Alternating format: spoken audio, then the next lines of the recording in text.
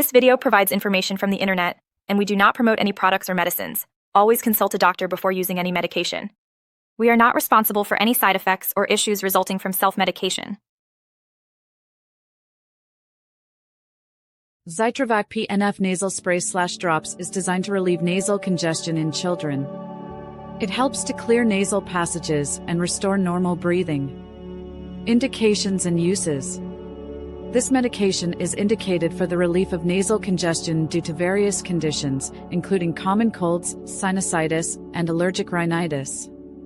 It is particularly effective in reducing excessive nasal secretions and alleviating discomfort caused by inflammation in the nasal passages. How it works. It works by narrowing the blood vessels within the nasal passages, which reduces swelling and allows air to pass through more freely. Directions for use. Always follow your physician's instructions for use. For nasal drops, gently instill 1 to 2 drops into each nostril 1 or 2 times a day. For nasal spray, insert the nozzle into the affected nostril, press the pump to release the spray while sniffing simultaneously. Clean the dropper or nozzle after each use to prevent infection, and do not use for more than 7 days without consulting a doctor. Possible side effects. Common side effects include nasal dryness, discomfort, headache, and irritation after application. If any side effect worsens, consult a healthcare professional.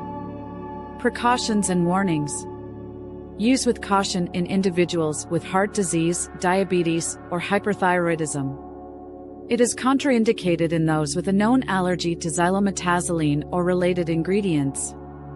Consult a physician before use, especially in children under 6. FAQs.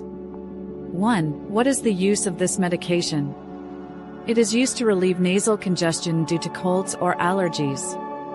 2. Can it be used daily?